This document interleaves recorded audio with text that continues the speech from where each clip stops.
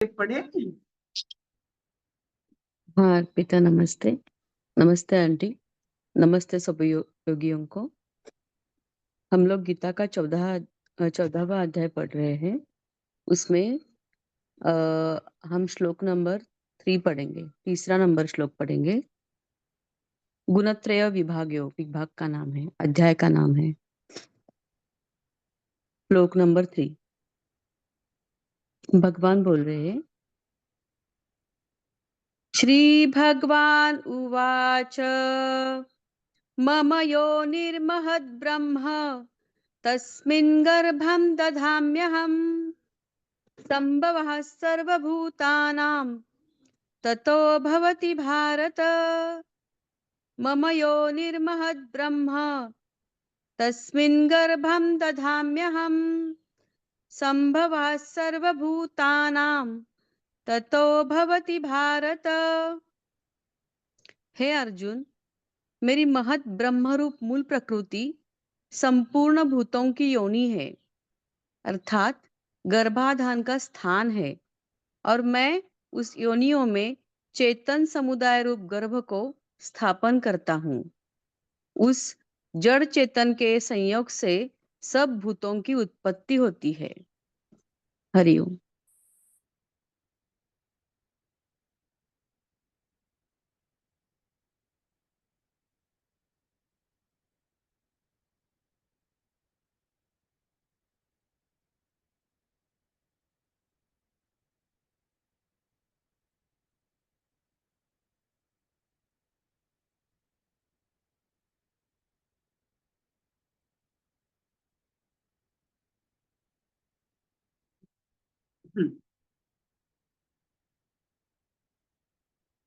महत ब्रह्म,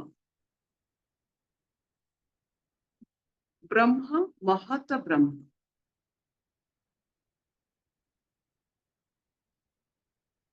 प्रकृति को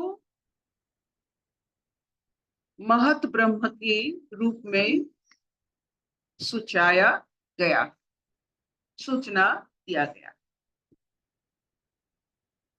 हम कोई भी बीज जब मिट्टी में डालते हैं,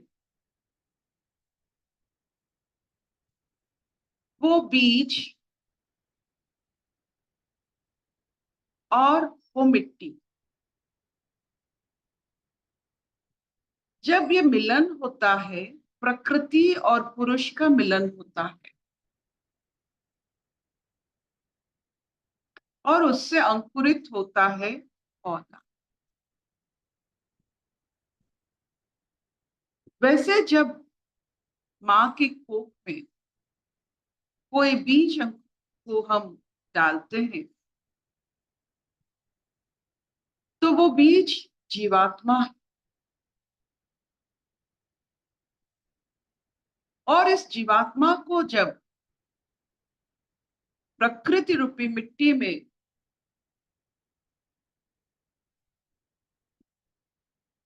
डाला जाता है, तो जीवात्मा और ये जो प्रकृति का अंश होता है, वो मिलकर हिरण्यगर्भ सृष्टि करते हैं। हिरण्यगर्भ एक ऐसा स्थिति है जहां प्रकृति और पुरुष का मिलन होता है, और प्रकृति अपने आप को क्षत्र से जुड़े हुए रहकर भी क्षत्रज्ञ का अंश मान सकता है।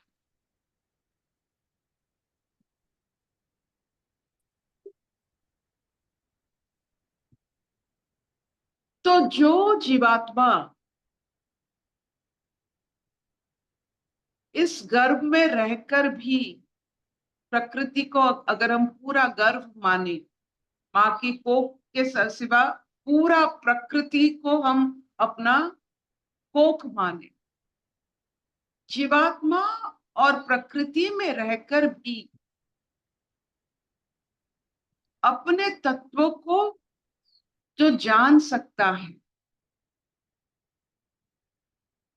जो जितने समय प्रकृति में रहने पर भी अपने क्षेत्रज्ञ का अनुभव कर सकता है,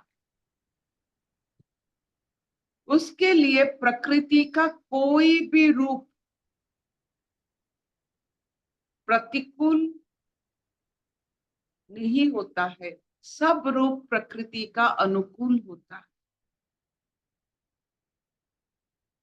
जो अपने आप को जीवात्मा मान सकता है, जैसे बीज जब डाला जाता है मिट्टी में,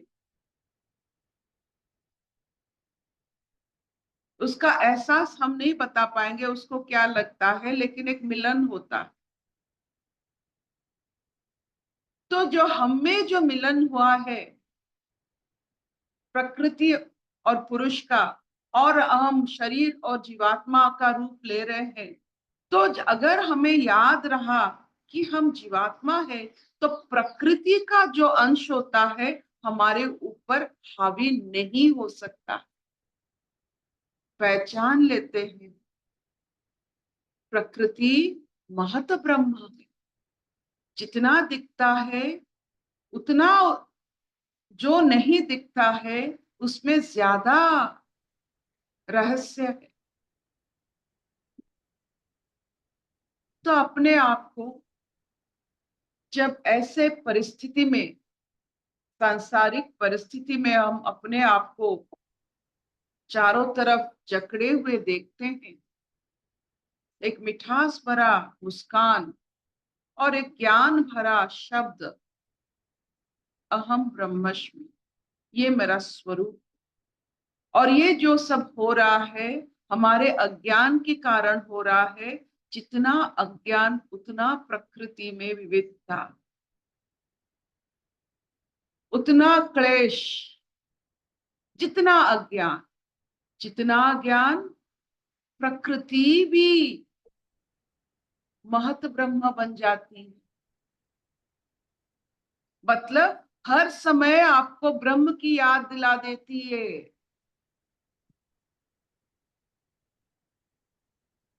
तो जितना आप अपने आप को जीवात्मा मानोगे, जितना अपने आप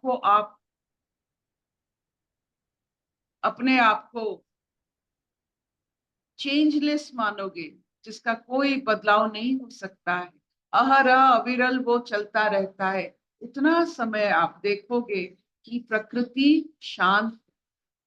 आपको विविधता, डर, भय ये सब कुछ नहीं आएगा। मान लो अपने आप को जीवात्मा।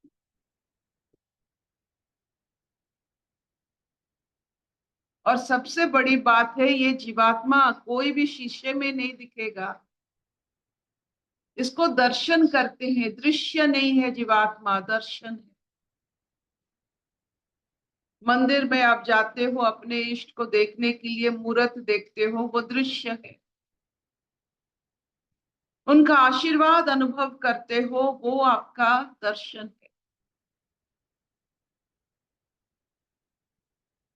जीवात्मा के लिए, दर्शन के लिए, ये जो ज्ञान बार बार सुनने के बाद थोड़ा बहुत प्रकृति का हमारे ऊपर असर कम होता है, तब जाकर पूरे अवतरित होते हो। और जब अपने आप को एक बार जीवात्मा के माध्यम से दर्शन कर लेते हो, प्रकृति आपके ऊपर और कोई बदलाव नहीं डाल सकता।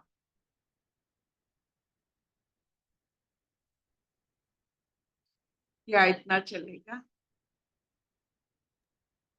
हाँ मामा चलेगा। Will this do? अशतो मां सत्कमय, तमसो मां ज्योतिर्गमय, मृत्युर्मां अमृतंगमय। सर्वे सुखिनः सन्तु, सर्वे सन्तु निरामया, सर्वे भद्राणि पश्यन्तु, मा कश्चित् दुःखभाग् भवेत्। ओम शांति शांति शांति।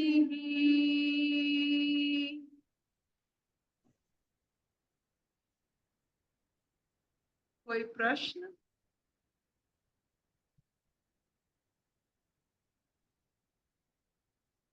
कुछ चपड़ा कुछ पूछेगी? नहीं।